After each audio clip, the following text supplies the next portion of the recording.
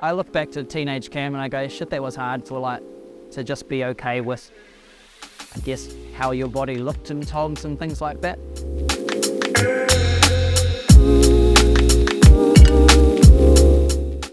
My name is Cameron Leslie. I've been to 3 Paralympic Games and I'm from Northland.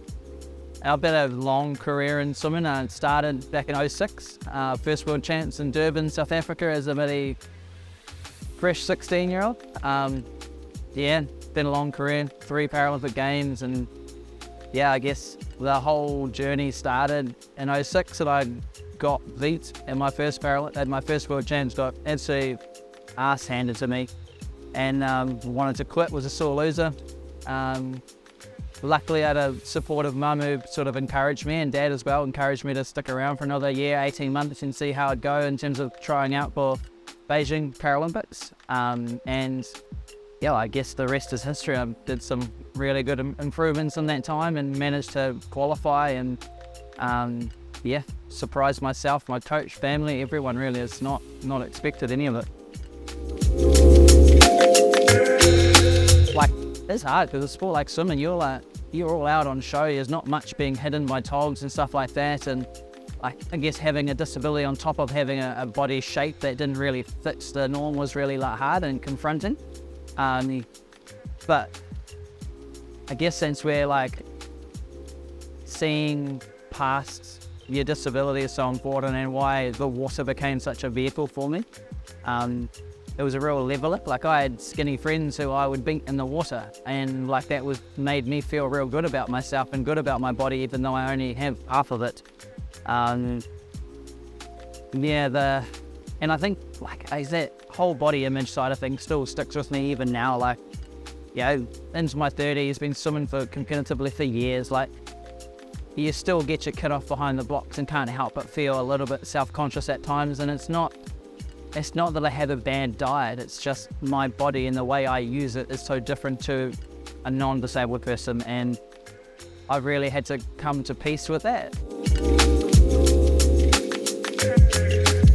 I started swimming at it was a CCS after school group, and it's the groups these days are known as your parafed organisations or your disability sport organisations. It's essentially a bespoke learn to swim group for kids with disabilities. I went along to it, and the idea was it fed from that group into a swim school and then into a club, and there was the same swim teachers handed over to the club, and it was a really smooth process, so you weren't, I guess, your disability or your needs or whatever weren't being left for someone else to have to discover. It was very much a handover process. But in terms of becoming a competitive swimmer, it all sort of happened by accident. I just enjoyed getting outdoors, on the water, around the water, and wanted to feel safe going out fishing. And I take the piss out of my dad around. He's a dodgy boat driver on a good day, so if the boat sunk, I wanted to know I could at least save myself. I'd say that was a motivator for me, but it really was just the water safety. I learned to swim. Being safe in the water was a real start point, and then I guess the rest just happened as part of enjoying being in the water. And yeah, I guess I got more competitive as I got into my later teenage years and decided I didn't like getting beaten.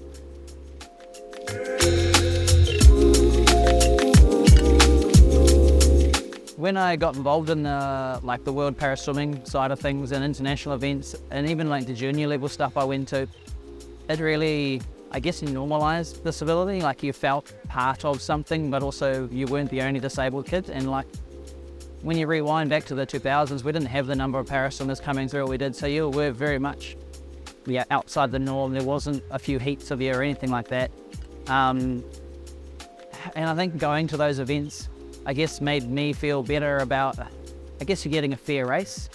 You're seeing people like yourself, but you're also seeing people who are more disabled than yourself as well. So yeah, I guess you got a little bit different level of empathy towards them, but also, I guess, appreciation for what I have, and feeling less disabled, if that's the right term to put it.